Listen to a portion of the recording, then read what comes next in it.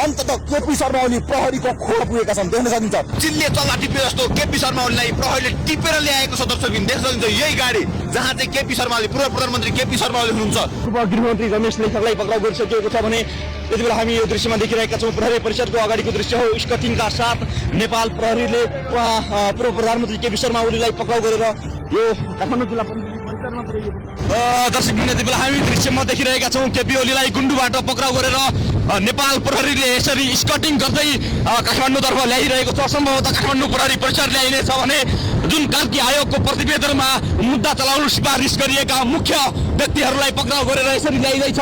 बिहान मात्रै पूर्व गृहमन्त्री जुन जेनजी आन्दोलनको बेला तत्कालीन गृहमन्त्री रमेश लेखकलाई पक्राउ गरिसकेको छ भने यति बेला पूर्व प्रधानमन्त्री केपी शर्मा ओलीलाई पक्राउ गरेर ल्याइरहेको हामी दृश्य देखिरहेका छौँ।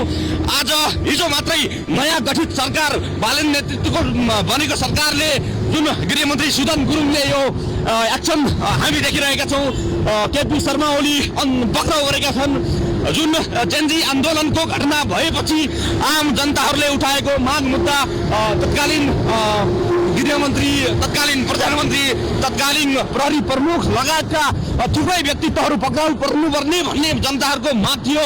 उक्त माग यो नवगठित सरकारले सम्बोधन गरेको छ।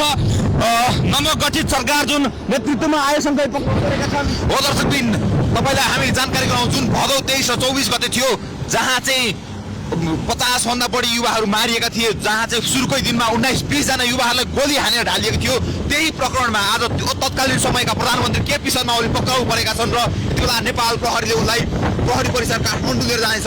हिजो मात्र नवगठित सरकार बालन नेतृत्वको सरकारमा सुदन गुरुङ गृहमन्त्री बनेका छन् र उनले तपाईँलाई हामीले जानकारी गराउँ चिल्ले चल्ला टिपे जस्तो केपी शर्मा ओलीलाई प्रहरीले टिपेर ल्याएको छ। दर्शकबिन देख्न सकिन्छ। यही गाडी जहाँ चाहिँ केपी शर्मा ओली पूर्व प्रधानमन्त्री केपी शर्मा ओली हुनुहुन्छ।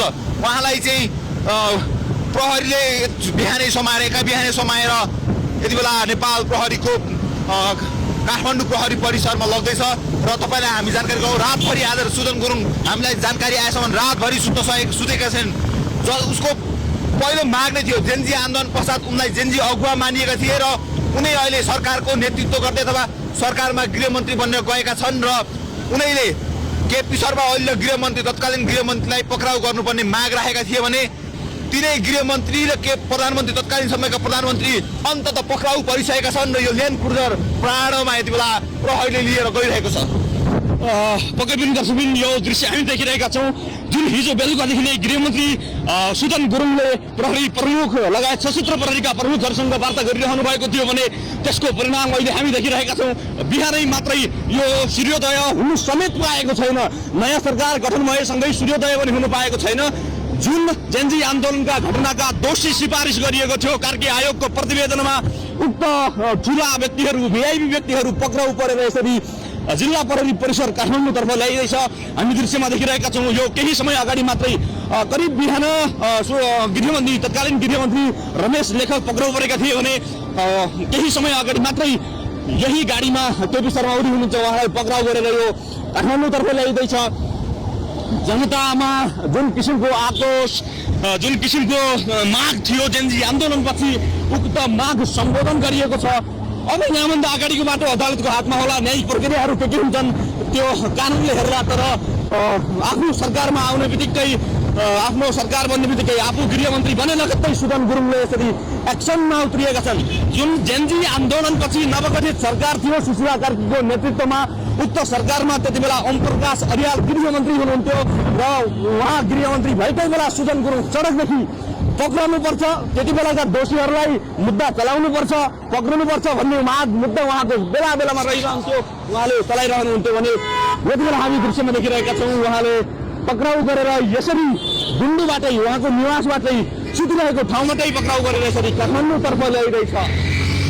दर्शकबिन हिजो मात्र नयाँ सरकार गठन भएको छ र त्यो सरकारले पहिलो मन्त्री परिषदको निर्णयका रूपमा त्यो जेनजी आन्दोलनको बेलामा जुन घटना भयो त्यसको अनुसन्धान गर्न नवगठित सरकार अथवा त्यो छानबिन समिति गठन गरेको थियो। त्यो छानबिन समितिले जुन प्रतिवेदन बुझायो त्यो प्रतिवेदन कार्यान्वयन गर्ने भनेर हिजोको पहिलो बालन सरकार नेतृत्वको मन्त्री परिषद बैठकले पहिलो निर्णयमै त्यही गरेको थियो भने त्यति बेलाका तत्कालीन समयका राज्यमा विभिन्न ओदाहामा बसेका जसलाई चाहिँ जेनजी प्रदर्शनको त्यो अनुसन्धान गर्न बनेको समितिले दोषी किटान गरेको छ अथवा फौजदारी मुद्दा अभियोग चलाउनु पर्ने लगायतका अगाडि कुराहरू अगाडि सारेको छ। तिनीहरूलाई कारबाही गर्ने र सुरक्षाकर्मीको हकमा अर्को अध्ययन समिति गठन गर्ने भनेर हिजो जुन पहिलो निर्णय नै मन्त्री परिषद पहिलो निर्णय भएको थियो र त्यसपछि सुदन गुरुङ एकाएक एक्सनमा उत्रिएका थिए अध्ययन गर्न अथवा प्रहरीहरूसँग उनलाई पक्राउ गर्नका लागि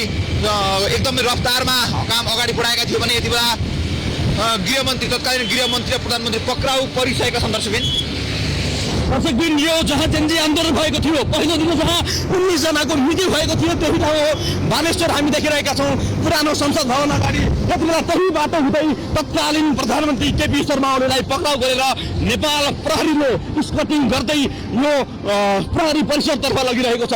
घटना यहीँबाट सुरु भएको थियो।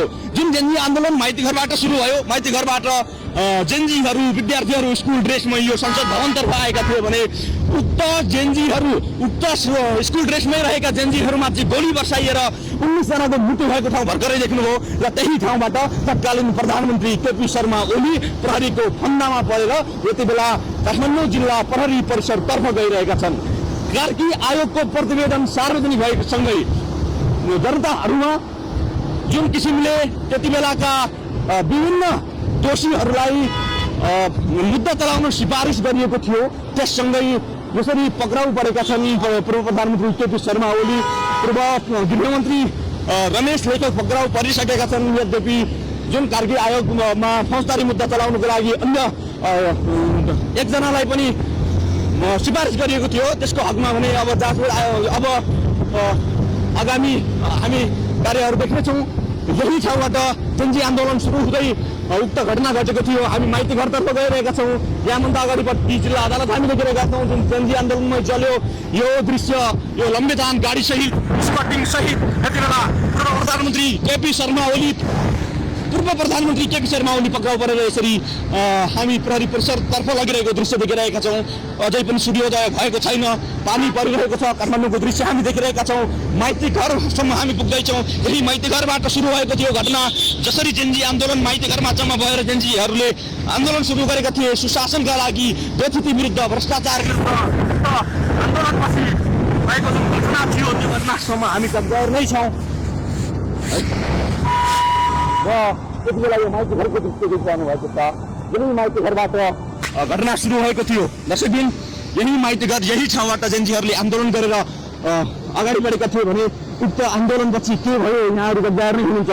यति बेला यो गाडीमा पूर्व प्रधानमन्त्री केपी शर्मा ओली तथा एमालेका अध्यक्ष पक्राउ परेर जिल्ला प्रहरी परिसर काठमाडौँतर्फ लगिरहेछ।